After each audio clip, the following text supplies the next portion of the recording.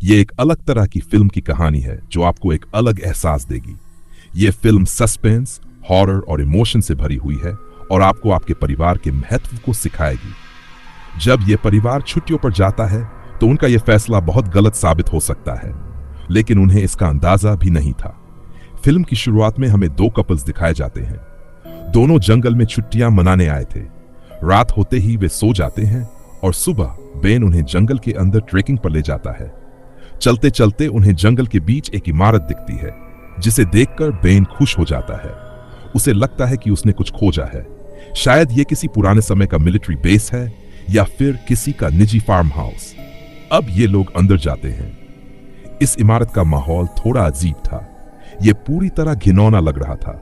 जब वे लोग light on करते हैं और अंदर देखते हैं तो उन्हें वहां बहुत सारे पौधे दिखते हैं। बिना लाइट के पौधों का उगना इम्पॉसिबल था।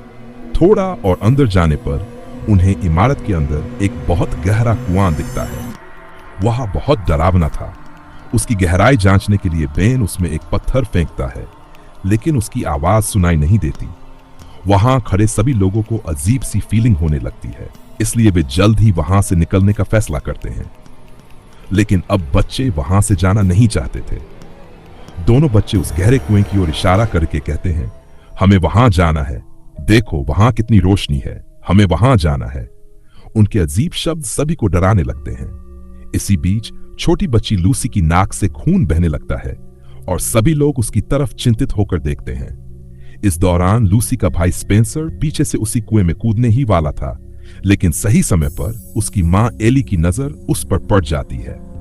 वह जाकर बेन को बुलाती है, जो बच्चे के पास खड़ा था, और बेन उसे सही समय पर पकड़कर बचा लेता है। जब ये लोग इस इमारत से बाहर निकल रहे होते हैं तो हमने देखा कि स्पेंसर की भी नाक से खून बह रहा था। इसका मतलब साफ था कि वहां की कुछ नेगेटिव एनर्जी ने उन्हें प्रभावित किया था। घर आने के बाद ये लोग साथ बैठते हैं, जहां थॉमस बेन को टेबल के जरिए बॉटल के ढक्कन को खोलना सिखा रहा था। यहां उसकी पत्नी एली कहती है, क्या तुम पागल हो?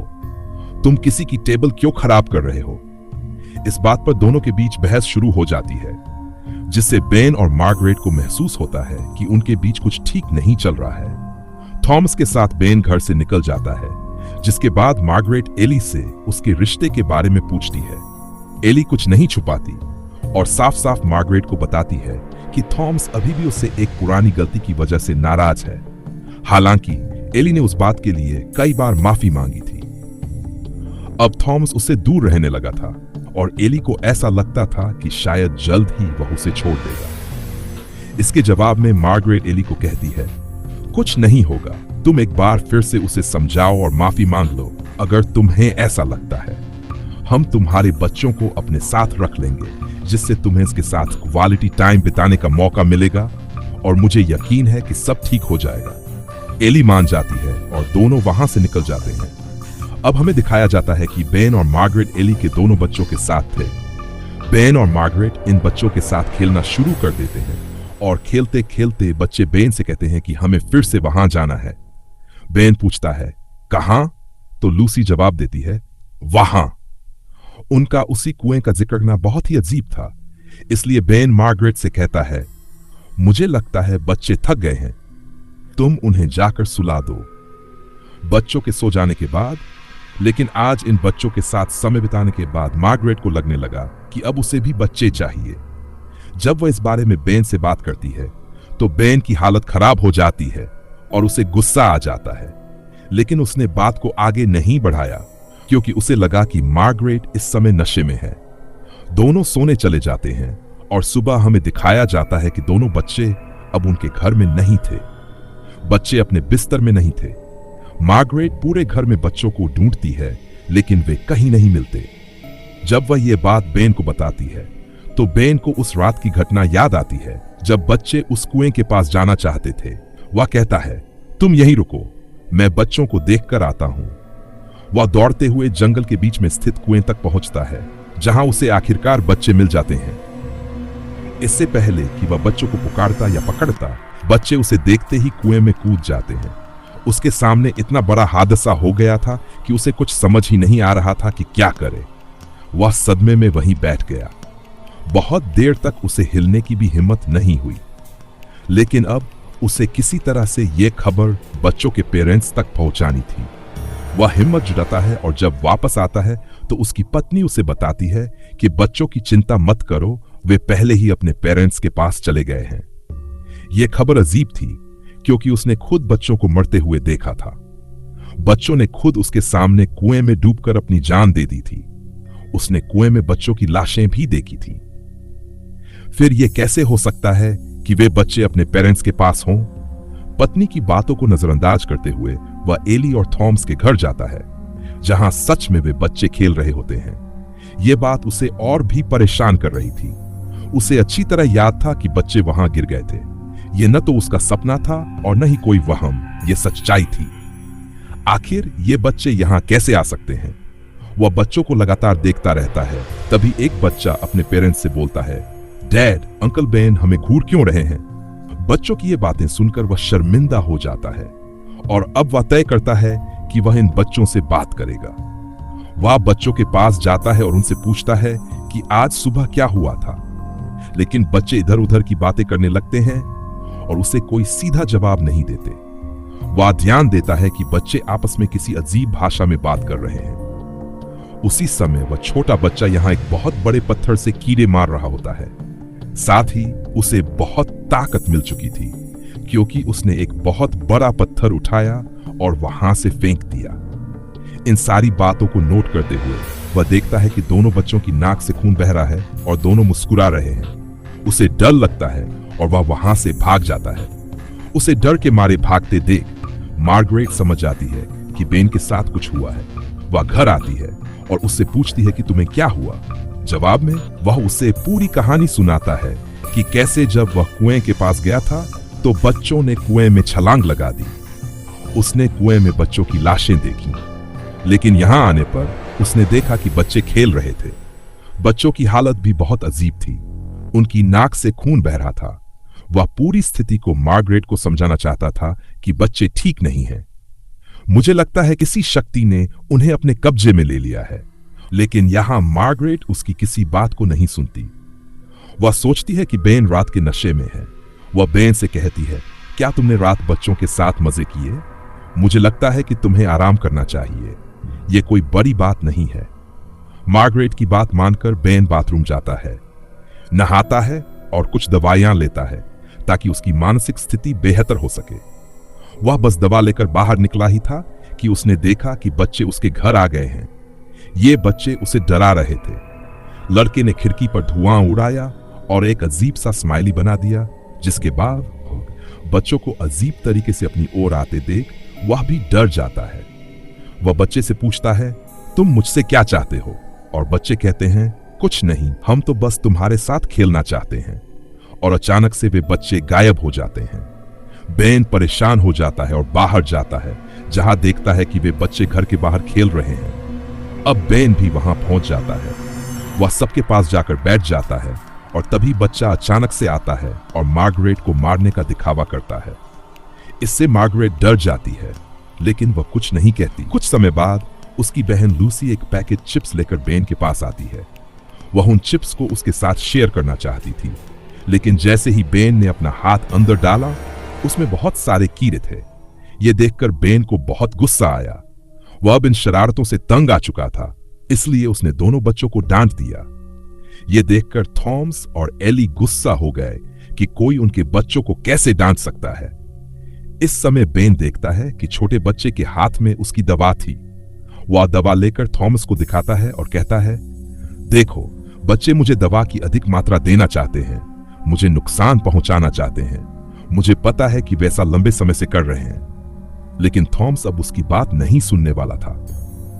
थॉमस को अपनी बात पर विश्वास दिलाने के लिए बेन ने उसे सुबह की पूरी घटना बताई कि सुबह उनके घर से बच्चे गायब हो गए थे और जब वह कुएं के पास गया तो देखा कि बच्चे कुएं में गिरने की कोशिश कर रहे थे। यह सुनकर थॉमस और एली अपना आपा खो देते हैं। वे समझ नहीं पा रहे थे कि क्या करें। थॉमस बेन से कहता है, तुम दोनों इतने गैर जिम्मेदार कैसे हो सकते हो? मैं मानता हूं कि तुम्हारे बच्चे नहीं हैं, लेकिन तुम खुद बच्चे तो नहीं हो। किसी की देखभाल करना इतना मुश्किल नहीं है। मार्गरेट ने समझाने की कोशिश की, लेकिन हालात और बिगड़ गए। गुस्से में बेन कहता है, अगर तुम्हें अपने बच्चों की इतनी फिक्र होती तो तुम उन्हें अपने पास रखते, लेकिन तुम दोनों अपनी शादी की चिंता में लगे थे। यह सुनकर थॉमस को बहुत बुरा लगता है और एली को और भी ज्यादा, क्योंकि बेन ने उसकी और एली की एक सीक्रेट बात बता दी थी। गुस्से में एली भी बेन के एक सीक्रेट को थॉमस के सामने खोल देती है। वह कहती है कि मार्गरेट अब बच्चे चाहती है, लेकिन तुम्हारे साथ नहीं, क्योंकि तुम अजीब व्यवहार करते हो और अजीब दवाएं लेते हो। यह सुनकर मार्गरेट गुस्से में एली को थप्पड़ मार देती है। स्थिति इतनी बिगड़ चुकी थी कि अब कोई एक दूसरे की बात सुनने को तैयार नहीं था। बहुत समय बाद मामला शांत हुआ। उसकी दवा अभी भी उसके सामने रखी थी। तभी वे दोनों बच्चे फिर उसके सामने आ जाते हैं। बेन पूछता है, तुम्हारी समस्या क्या है? तुम मुझसे क्या चाहते हो? तब बच्चे कहते हैं, कुछ नहीं, बस खेल रहे हैं। वह एक डंडा उठाना चाहता है और बेन को छेड़ने लगता है। गुस्से में बेन उसका डंडा छीन लेता है और जब वह उसे दूर करने की कोशिश करता है तो डंडा बच्चे के पेट में लग जाता है। डंडे के लगने से स्पेंसर जमीन पर गिर जाता है। तब बेन को एहसास होता है कि वह पागल हो चुका है। मार्गरेट गुस्से में बेन को घर से बाहर निकाल देती है और थॉमस अपने बेटे की गंभीर स्थिति के लिए पुलिस को बुलाता है। जब मार्गरेट घर से बाहर जाती है तो बेन उसे समझाने की कोशिश करता है। देखो मार्गरेट, मैं पागल नहीं हूं, मुझ पर विश्वास करो। ये बच्चे अब बच्चे नहीं रहे, ये कोई अन्य अस्तित्व बन चुके हैं। मैंने खुद बच्चों की लाशें उसी वक्त देखी थी। अगर चाहो तो तुम भी मेरे साथ चलो। वह उसे जबरदस्ती गड्ढे तक ले जाता है, लेकिन वहां पहुंचने मार्गरेट को कुछ भी दिखाई नहीं देता और इस तरह वह मान लेती है कि बेन अब पागल हो चुका है। वह बेन को वहीं छोड़कर घर लौट आती है।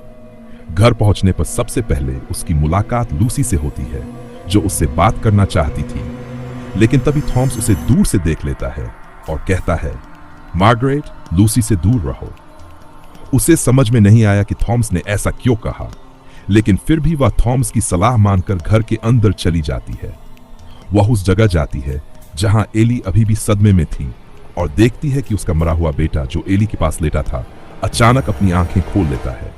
इससे पता चलता है कि वह अब तक सिर्फ मरा होने का नाटक कर रहा था। जब मार्गरेट एली के पास जाती है तो कमरे में उसे एली कहीं दिखाई नहीं देती। जब वह आगे बढ़ती है तो देखती है कि एली बुरी तरह से घायल पड़ी थी और उसका बेटा ही ये सब कर रहा था, क्योंकि अब उसका बेटा मार्गरेट को भी नुकसान पहुंचाने की योजना बना चुका था। अब मार्गरेट को बेन की सारी बातें समझ में आने लगी थी। वह जानती थी कि बेन सच कह रहा था। यह बच्चा अब बच्चा नहीं रहा, बल्कि कुछ और बन चुका था। बच्चे की आंखें अब चमक रही थी और वह कीरो जैसी आवाजें निकाल रहा था। इससे पहले कि वह बच्चा मार्गरेट के पास आता और उसे मार देता, मार्गरेट ने दरवाजा बंद कर दिया। अब लूसी पहले ही इस घर के अंदर आ चुकी थी और छुपकर उसकी परछाई देख रही थी। इसी बीच मार्गरेट को घर के बाहर से महिला पुलिस का फोन आता है। महिला पुलिस यहाँ जांच के लिए आई थी। मार्गरेट बाहर आती है और पुलिस को घर के अंदर हुई सारी घटनाएं बताती है। पुलिस मार्गरेट को दिलासा देती है और कहती है, 1 मिनट रुकिए, मैं अंदर जाकर देखती हूँ। जैसे ही पुलिस अधिकारी अंदर जाती है, लूसी उसे पकड़ लेती है और बेरहमी से उसकी जान ले लेती है। मार्गरेट को केवल उसकी चीख सुनाई देती है। अब मार्गरेट चिल्लाते हुए अपनी कार की ओर भागती है, लेकिन बच्चा उसका पीछा कर रहा होता है, जिससे वह कार के नीचे छिप जाती है। इसी दौरान लूसी भी बाहर आ जाती है और दोनों बच्चे अपनी अजीब भाषा में बातें करने लगते हैं। खुद को बचाने के लिए मार्गरेट तुरंत थॉमस को फोन करती है। जो जंगल के पास का फोन बजता है तो दोनों बच्चे उसकी ओर आकर्षित हो जाते हैं। वे वहां से भाग जाते हैं और इस समय का फायदा उठाकर मार्गरेट कार के नीचे से निकलकर कार में बैठ जाती है। जाने से पहले वह देखती है कि बेन घर के अंदर जा रहा है। वह उसे रोकने की कोशिश करती है, लेकिन बेन उसकी बात नहीं सुनता और जल्दी से अंदर चला जाता है। बेन को गले लगाकर उसका हाथ पकड़कर उसे बाहर लाने की कोशिश करती है। वह कहती है, अब हमें यहाँ से जल्दी निकलना होगा, यह जगह सुरक्षित नहीं है। लेकिन बेन कहता है, नहीं, अब हम यहीं रहेंगे और अब हमारे यहाँ बच्चे होंगे और हम अपने जैसे और बनाएंगे। उसकी बात सुनकर मार्गरेट समझ जाती है कि बेन अब बेन नहीं रहा। वह भागने की कोशिश करती है, लेकिन बेन उसे इतनी आसानी से जाने नहीं देता। बचने के लिए मार्गरेट काउंटर पर पड़ी एक बोतल उठाती है और बेन के कंधे पर मार देती है। वह तेजी से बाहर निकल जाती है। लेकिन अचानक टोकरी में पैर फंसने के कारण वह गिर जाती है और बेहोश हो जाती है। असल में ये दोनों बच्चे ही थे जिन्होंने उसे यहां गिराया था। जब उसे होश आता है तो वह देखती है कि दोनों बच्चे उसे उसी कुएं की ओर घसीट रहे हैं जहां से वे सम्मोहित हुए थे। शेड के अंदर थॉम्स और बेन के शव पहले से पड़े होते हैं। मार्गरेट वहां नहीं रुकना चाहती थी, इसलिए वह शेड से बाहर निकलकर अपने घर की ओर दौड़ती है। वह कार लेने की कोशिश करती है, लेकिन उसकी योजना विफल हो जाती है। घायल थॉम्स, जो अब मरा नहीं था, यह समझ जाता है कि बेन और उसके बच्चे उसे यहां से जाने नहीं देंगे, इसलिए वह मार्गरेट की मदद करता है ताकि वह भाग सके। थॉम्स बेन को रोकता है और मार्गरेट अपनी कार में बैठकर भागने में सफल हो जाती है। मार्गरेट ने बहुत तेज कार चलाई और पीछे मुड़कर नहीं देखा। वह 100 किलोमीटर दूर जाकर रुकी। कार रोकने के बाद उसकी हालत खराब हो रही थी। वह रो रही थी क्योंकि उसे गहरा आघात पहुंचा था। उसने एक ही रात में अपने पति और दोस्तों को खो दिया था। यह बात स्वीकार करना उसके लिए कठिन था। जब वह फिर से कार चलाने की कोशिश करती है तो वह देखती है कि बेन और दोनों बच्चे उसकी कार के सामने खड़े हैं। बेन को देखकर वह विचलित नहीं होती, क्योंकि वह जानती थी कि अब यह बेन नहीं बल्कि कोई और है।